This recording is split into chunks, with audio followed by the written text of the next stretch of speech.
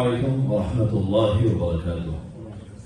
الحمد لله وكفى وسلام على عباده الذين اصطفى، خصوصا على سيد المرسلين خاتم الأنبياء وعلى كمل أتباعه من الصديقين والصالحين والشهداء. أما بعد، فأعوذ بالله من الشيطان الرجيم. بسم الله الرحمن الرحيم. قال الله تعالى عز وجل في كلامه المبين: انما يوفى الصابرون اجرهم بغیر حساب. صدق اللہ العظیم. صبر کے عنوان سے ہماری گفتگو کا سلسلہ جاری ہے. اور یومیہ یا ہفتہ واری جو جمعہ کو گفتگو ہوتی ہے 18-20 منٹ کی، اس میں بھی 10 منٹ کی کٹوتی تاخیر کے سبب ہوئی، تو سیدھا ہم عنوان پر آتے ہیں. اللہ رب العزت قرآن مجید میں فرماتے ہیں کہ بے شک صبر کرنے والوں کو اجر ثواب بے حساب عطا کیا جائے گا. اس سے متعلق آقا نبی کریم صلی اللہ علیہ وآلہ وسلم فرماتے ہیں کہ المصیبت تبید وجہ صاحبها یوم تسود الوجوہ.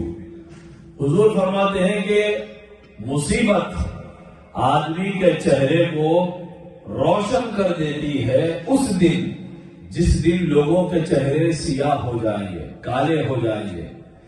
آج دنیا میں آدمی کے گناہوں کو اللہ نے مخفی رکھا. گناہوں کا اثر چہروں سے ظاہر نہیں ہوتا.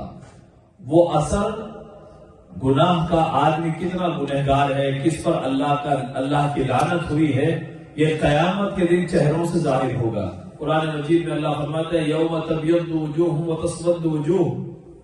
یہ اس دن کچھ چہرے چمک رہے ہوں گے، چہروں پر روشنی ہوگی، رونق ہوگی، کچھ چہرے سیاہ ہوں گے. تو جس دن یعنی قیامت کے دن، ڈے آف دی ججمنٹ، اللہ سبحانہ و تعالی ان چہروں کو روشنی عطا کرے گا جو دنیا میں مصیبتوں میں گھرے رہے. جو لوگ مصیبتوں میں، اسٹرگلز میں، مشکلوں میں رہے لیکن صبر کے ساتھ رہے، شکوہ نہ کیا، اللہ کی اطاعت کو نہ چھوڑا، حرام راستہ اختیار نہ کیا، بلکہ بیماریوں پر صبر کیا، مصیبتوں پر، آزمائشوں پر صبر کرتا رہا، اللہ سے جڑا رہا.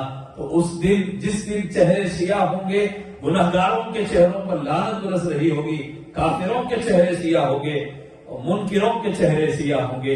ان نیک بندوں میں اللہ تعالیٰ جن کے چہرے چمک رہے ہوں گے، صابرین کے چہرے پر رونق دے گا، مصیبتوں میں زندگیاں گزارنے والوں کے چہرے پر روشنیاں ہوں گی. تو آج دنیا میں مصیبتوں سے دوچار رہنے والوں کو حوصلہ دیا ہے سرکار مدینہ صلی اللہ علیہ وآلہ وسلم نے. پریشانیوں میں گھرے ہو، افلاس میں ہو، صبر کرو، بشارت ہے تمہارے لیے، تمہارا چہرہ تر و تازہ رہے گا، اللہ کی بارگاہ میں نور عطا کیا جائے گا، تمہارا چہرہ روشن ہوگا. یہی نہیں کہ اللہ تعالیٰ کو ان چہروں سے محبت ہے، یعنی خدا ان چہروں سے محبت کرتا ہے، ان چہروں کو فرما دیتا ہے یہ چہرہ قیامت میں روشنی کے لیے، چمکنے کے لیے رکھ دو. نہ صرف یہ کہ چہرے کو اللہ کو پسند ہے، بلکہ مصیبت میں گھرے ہوئے لوگوں کی آواز بھی اللہ کو پسند ہے. ان کی آواز سے اللہ محبت فرماتا ہے. چنانچہ حضرت ابو امامہ باہلی رضی اللہ تعالیٰ عنہ فرماتے ہیں اللہ کے پیارے رسول صلی اللہ علیہ وآلہ وسلم نے ارشاد فرمایا ان اللہ عز وجل ليقول للملائكة انطلقوا الى عبدي فصبوا عليه البلاء صبا فيحمد الله فيرجعون. اللہ سبحانہ و تعالی فرشتوں سے فرماتے ہیں اے میرے فرشتوں، اس فلاں بندے کے پاس جاؤ اور اس پر مصیبتیں، آزمائشیں ڈال دو. اس بندے کو مصیبت میں گرفت، ایک میں سے نکلے دوسری مصیبت، تیسری آزمائش، تکلیفوں سے گھیر دو، اس کو پریشانیوں میں مبتلا کر دو.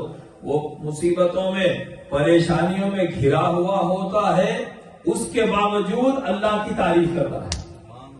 الحمدللہ اللہ کل حال، الحمدللہ مالک کا احسان ہے. اتنا تو پریشان مگر مالک کا احسان ہے بھی، الحمد قابل برداشت ہے. اللہ کا شکر ہے، جیسا بھی چل رہا ہوں وہ اللہ کا شکر کرتا ہے. فیرجعون، فرشتے اللہ کے پاس لوٹتے ہیں. فیقولون یا ربنا صببنا علیہ البلاء صبا کما امرتنا.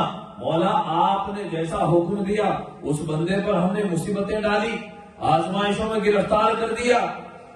فیقول، اللہ اکبر.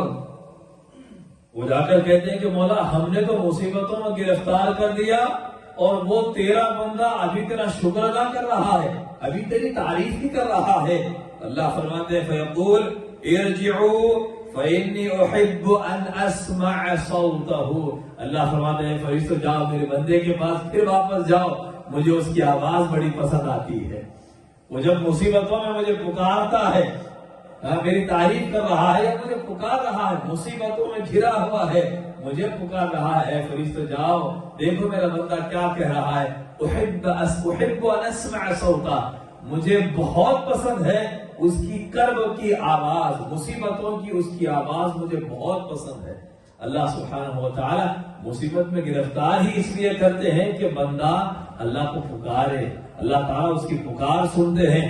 تکلیف میں جب وہ اپنے مولا کو پکارتا ہے, اس کا شکر ادا کرتا ہے یا مولا کا ذکر کرتا ہے, مولا کو بہت پسند آتی ہے اس کی یہ آواز, اور اس کے بدلے اس کو اجر بھی عطا فرماتے ہیں اور کیا کیا نعمتیں دیتے ہیں. آپ سماعت فرمائیں. اس سے پہلے میں ہمارے علماء کا, دو علماء کے مزاج سناؤں گا. علماء جامع نظامیہ, ان دنوں میں حیدرآباد دکن میں ہمارے بانی جامعہ کا عرس چل رہا ہے, امام انوار اللہ فاروقی علیہ رحمت و رضوان کا, بڑے علم خدمات. انشاءاللہ وہ آج مکہ مسجد میں رات میں جلسہ ہے, وہاں آپ سماعت فرمائیں گے. جو حضرات وقت رکھتے ہیں تشریف لائیں. اسی ادارے کے دو علماء تھے, ایک افغانستان سے آئے ہوئے حیدرآباد میں, ابو الوفا افغانی رحمت اللہ علیہ, فقہ میں بہت بڑا مقام تھا ان کا. دوسرے تھے مفتی مخدوم بیگ صاحب رحمت اللہ علیہ. دونوں علماء کے مزاج بتا رہا ہوں. جب کبھی ابو الوفا افغانی صاحب تکلیفوں میں گھر جاتے, مصیبتوں میں گھرتے, بہت صبر کرتے, بہت صبر کرتے. مفتی مخدوم بیگ صاحب کو ذرا سی تکلیف ہو جائے, مالک اللہ میری تکلیف دور فرما دے, مالک مجھ رحم فرما, بار بار مولا کو پکار دے. تو ابو الوفا افغانی صاحب فرماتے کہ ارے میاں, مولا اتنی راحتیں دیا, ذرا سی تکلیف برداشت نہیں کر سکتے, اتنی راحت دیا نا, اسی لیے میرے کو جب تکلیف ہوتی میں بہت برداشت کرتا ہوں, ایک لمحہ شکوہ زبان پہ نہیں آنے دیتا ہوں, سخت رہتا ہوں. مخدوم بیگ صاحب فرمایا جی حضرت انہیں تکلیف دیتا ہے پکارنے کے واسطے, اس کو نہیں تو کس کو پکاروں پھر میں, انہیں تکلیف میں مبتلا کیا کہ میں اس کو پکاروں, اسی لیے پکار رہا ہوں. دونوں مزاج بھی اپنی جگہ حق ہے, ایک صبر کی تلقین والا ہے, دوسرا مولا کے ذکر, مولا کو پکارنے والا مزاج. تو یہ دونوں بھی اپنی جگہ درست اور حق ہے. اللہ مصیبت میں گرفتار کرتا ہے کہ مولا کو پکاریں. سبحان اللہ. اب سنیے صاحب, اللہ کے پیارے محبوب صلی اللہ علیہ وآلہ وسلم نے فرمایا من اصیب بمصیبت بمالہ او فی نفسہ, جس کسی کو مصیبت میں مبتلا کیا گیا مال کے ذریعے سے یا جان کے ذریعے, بیماری آ گئی یا مالی نقصان ہوا, مال میں آزمایا اللہ تعالیٰ, کوئی ناحق آ کے قرضہ لیا اور جو ہے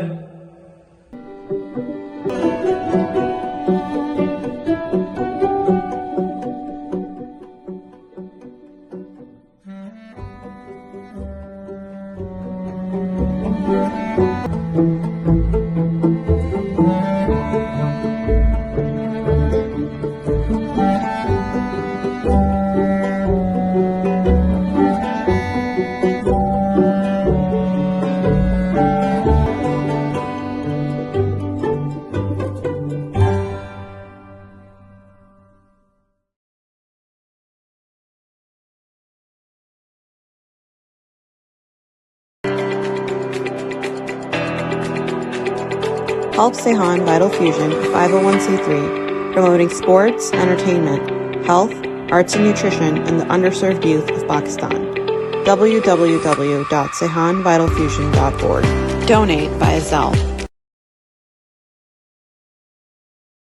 لڑنے جھگڑنے پہ آ رہا ہے, کسی بھی طرح سے اللہ نے مصیبت میں مبتلا کر دیا, مال کے ذریعے سے یا جان کے ذریعے سے, فَقَدَمَهَا, کاروبار نہیں چلا, نقصان ہو رہا ہے, فَقَدَمَهَا, اس نے کیا کیا, فَقَدَمَهَا, اپنی مصیبت کو ڈھانکے رکھا, لوگوں میں چرچا وغیرہ کرتے ہوئے نہ پھرا, وَلَمْ يُشِعْهَا إِلَى النَّاسِ, لوگوں کے سامنے شکوہ شکایت نہیں کر رہا ہے. كَانَ حَقًّا عَلَى اللَّهِ أَن يَغْفِرَ لَهُ, اللہ پر اس بندے کا حق ہے کہ اللہ اس کی مغفرت فرما دے. مصیبت آئی, لوگوں کے سامنے شکوہ نہ کیا, ارے کیا بولو کاروباری میں چل رہا بھائی, کروڑوں کماتے, ہوائی ہمارے شہر میں بہت کماتے, جب کما ملنے کے لیے جا رہے، کیا بولنا بھائی، پیمنٹ آنے کا مارکیٹ سے آ رہے ہیں، انہوں نے دے رہے، انہوں نے دے رہے. ایک مزاج ہے ہمارے پاس کاروباریوں کا، لوگوں کو جب تک اپنی مصیبت نہ سناؤ لوگ مانگنے کے لیے آتے ہیں. ان کا ایسا خیال ہے، لوگوں کے سامنے روتے رہو، لوگ مانگنے نہیں آتے ہمارے پاس. یہ سمجھ کر وہ کاروباری لوگ ہمیشہ لوگوں کے سامنے مصیبتیں، نہیں بھائی پیمنٹ برابر نہیں آ رہی، کاروبار برابر نہیں ہے.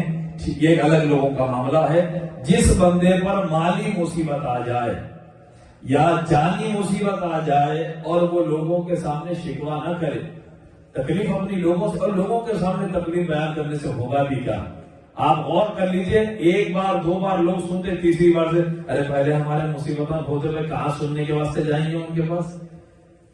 تو یہ لوگوں کے سامنے بیان کرنے سے تکلیف کم تو ہوگی نہیں. ہاں اللہ والوں سے، نیک لوگوں سے دعا کی درخواست کر سکتے ہیں. دعا کے لیے آپ کسی خاص اللہ والوں سے، نیک صالحین سے کہیں ٹھیک، مگر مصیبت آنے پر اگر صبر کر لیا، لوگوں سے شکوہ نہ کیا، اللہ پر بندے کا حق ہے کہ اللہ تعالیٰ اس کے ذریعے بندے کی مغفرت فرما دیتا ہے. تو آپ نے سنا مصیبت سے چہرے روشن رہتے ہیں قیامت کے دن. مصیبت پر صبر کرنے سے پر اللہ کو اس کی آواز پسند آتی ہے جو مصیبتوں میں اپنے مولا کو پکارتا ہے. اور ایک آخری حدیث آپ نے سنی کہ جو اپنی مصیبت کو چھپاتا ہے، لوگوں سے بیان بھی نہیں کرتا، تو اللہ تعالیٰ اس کے بدلے اس بندے کی مغفرت فرماتا ہے. ایک آخری واقعہ سنا کر اپنی گفتگو کو ختم کروں. اس پر حکایت ہے یا واقعہ ہوا ہے. یہ کئی بڑے بڑے علماء سے ہم نے واقعہ سنا کہ ایک اللہ والے سے ملنے لوگ گئے. غالباً اس سے پہلے بھی آپ یہاں سماعت کیے. ایک دوسرے ملک سے سفر کر کے گئے، بہت بڑے اللہ والے ہیں. اور جب علاقے میں گئے تو لوگ بولے وہ گھر ہے. گھر پہ جا کے آواز دی، بولے کہ شیخ ہیں، فلاں بزرگ ہیں. کہاں سے آئے؟ میں فلاں ملک سے آیا ہوں، بلخ سے آیا، بصرہ سے کہیں سے آیا. تو اندر سے آواز دی ان کے اہلیہ، ارے وہ بٹے باز سے ملنے کو اتنی دور سے آئی تھی، تم کیا ہے انہیں میرے سے پوچھو. لوگ دیوانے ہیں. جو جی میں آیا اندر سے انہوں نے خراب باتیں کی ان کی بیگم نے. تو یہ ان کا دل بڑا وہ ہوا، میں غلط آدمی کے پاس آ گیا، میں تو شہرت میں کیا سن کے آیا تھا. گھر میں ہی صحیح نہیں ہے معاملہ ان کا. جو آدمی گھر میں صحیح نہیں ہے اس کا باہر کیا معاملہ ہوگا بھائی. اللہ اکبر. افسوس کر کے جا رہا تھا، دور سے ایک صاحب دیکھ کے سمجھ لیا، مسکرا کے بلائے جاؤ آپ حضرت سے ملنے کے لیے آئے، ادھر بیابان میں جاؤ، ادھر جنگل کے علاقے میں حضرت سے ملاقات ہوگی. تو ادھر گئے، جنگل میں گئے تو دیکھا کہ وہ شیخ شیر کے اوپر بیٹھ کر آ رہے ہیں. دیکھ کے دن رہ گیا. جب حضرت سے ملاقات کرے، دن ہے، بولے کیا بات ہے بابا؟ تو بولے حضرت حیران ہوں، اللہ کی نگاہ میں آپ کا یہ مقام، مگر گھر میں وہ پوزیشن آپ کی کہ آپ کی اہلیہ ہی آپ کی عزت نہیں کر رہی ہے. تو حضرت فرمایا کہ بابا میں وہاں صبر کرتا ہوں، اللہ اس لیے مقام عطا فرمایا.